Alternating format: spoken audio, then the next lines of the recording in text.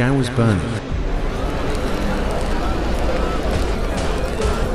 Once a golden crown of Africa, now reduced to smoke, blood, and ash, the cries of dying men echoed down the empty corridors of stone, mosques and palaces. Horses without riders stampeded through the city's charred gates, books, thousands of them, handwritten in Arabic, in Songhai, in the tongues of scholars, caught fire in their libraries. In the center of it all, a man stood, cloaked in dust and grief, watching the city that raised him fall by his own hands. His name was Askia Nuh, son of a murdered king, survivor of an empire's betrayal, and the architect of its final revenge. But to understand why Gao burned, you have to go back to a time when it ruled the world. In the late 1400s, the Songhai Empire was the titan of West Africa. It stretched from the Atlantic coast deep into the Sahara, swallowing up kingdoms and cities like Timbuktu and Jen. Trade flowed through its arteries like blood gold, salt, slaves, ivory. At its heart stood the city of Gao, a jewel along the Niger River. Its markets buzzed with life, its mosques pulsed with knowledge. Foreign merchants called it the City of Kings. Its people, the Songhai, called it home. At its peak, the empire was ruled by Askia Muhammad I, a devout Muslim warrior king who combined military might with Islamic scholarship. He brought order, reformed the legal system, and transformed Gao into a hub of education and justice. Under his rule, Songhai became the greatest empire Africa had ever known. We are the greatest empire Africa has ever seen. But even kings fall. When Askia Muhammad grew old, his sons vied for power, factions formed, brothers turned on brothers. The palace became a powder keg, and in 1528, his own son, Askia Nuh, staged a coup, blinded his father, and seized the throne. What followed was chaos. Kings rose and fell like dice tossed in the sand. Assassinations in the palace became routine. Soldiers deserted, trust disintegrated, and in the shadows, someone was watching. Far to the north, across the Sahara, the Moroccan Sultan Ahmad al-Mansur sat in his golden court. His kingdom was hungry for gold, for territory, for power. He knew that if Songhai cracked, even just a little, he could take it all. So he waited. Just wait for some days. Shongai is ours. And when the internal battles left the empire weak and splintered, he made his move. In 1590, al-Mansur sent an army, but not just any army, an elite unit of 4,000 men, armed with muskets and cannons, trained in European-style warfare.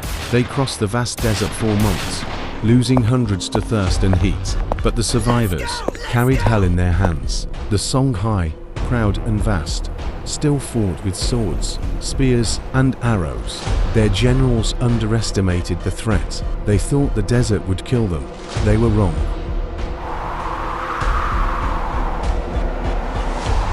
On April 12, 1591, the two armies met near Tendibi, north of Gao. The Songhai cavalry charged. The Moroccans fired. Horses fell like collapsing walls. Men screamed as iron tore through flesh. The muskets thundered. The Songhai lines broke. In a single morning, the empire crumbled. Gao, the beating heart of Songhai, fell without resistance. But that was only the beginning.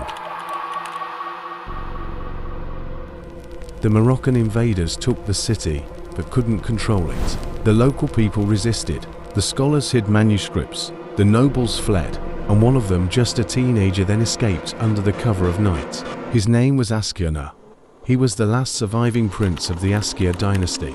He wandered 4 years, living in exile, hiding among rebels, learning the land, waiting for the right moment. He saw what the invaders had done, how they pillaged Gao, taxed the people into starvation, executed dissenters in the public square. He saw the once great Songhai reduced to a puppet, and he swore he would bring it down, brick by brick. By 1599, Nuh was ready. He returned from exile not with a grand army. This thunder can't stop us! We are the thunder! But with loyal rebels, hardened by hunger and grief. He sent word across the crumbling empire, rallying the broken provinces. promising one thing: revenge.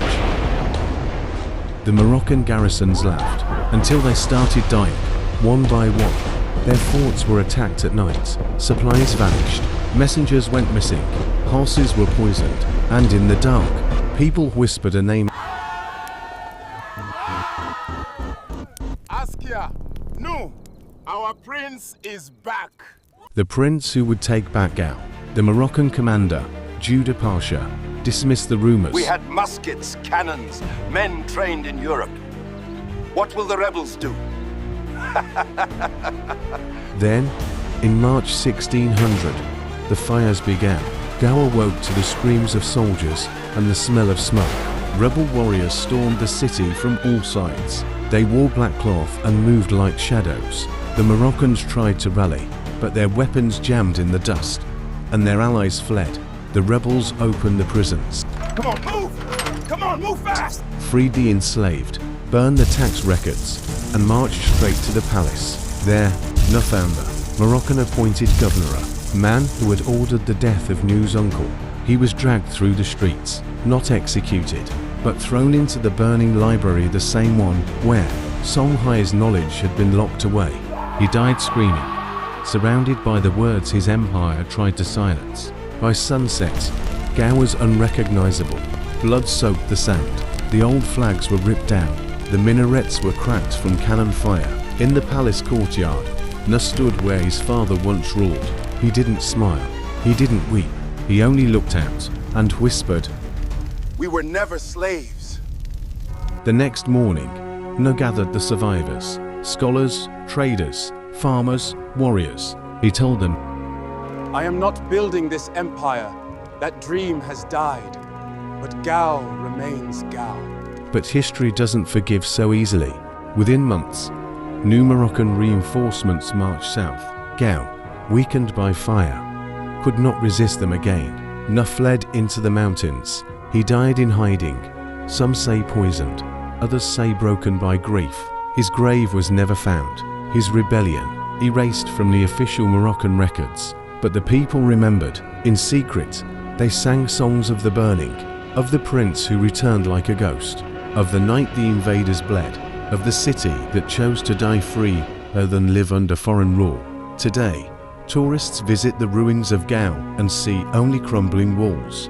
They walk past sun-baked stones and shattered wells. They don't hear the fire. They don't smell the blood. They don't know what's happened here. But you do, because Gao didn't fall.